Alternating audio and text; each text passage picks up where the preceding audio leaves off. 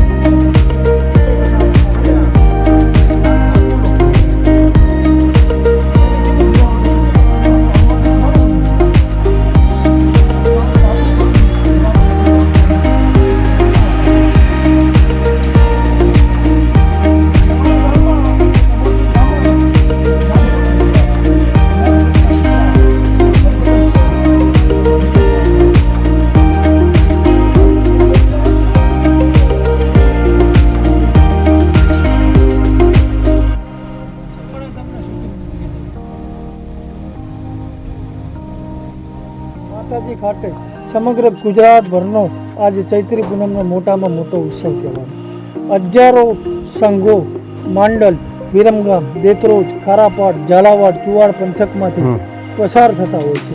ત્યારે પગપાળા જે પદયાત્રીઓ છે એના માટે અનેક સેવાના કેમ્પો હોય છે। આપે પણ આ સેવાના કેમ્પ થકી સેવાનું કામ કર્યું છે, શું કહેશો?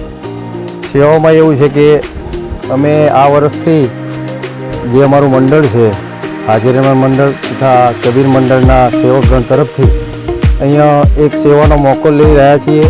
ચા પાણી અને નાસ્તાનું પણ આયોજન કરેલ છે અને સાઈડમાં ભજન પણ રાખીએ છીએ, દેશી મોજ કરીએ છીએ, નિજાનંદ કરીએ છીએ અને યાત્રાળુઓને આવકારો આપીએ છીએ, ઠંડુ પાણી પીવડાવીએ છીએ, બેસાડીએ છીએ। આ એક વિસામો છે, એ રીતે યાત્રાળુ આવે છે, ચા પાણી નાસ્તો કરીને જાય છે અને શાંતિથી એમની રીતે પદયાત્રા ચાલુ કરે છે।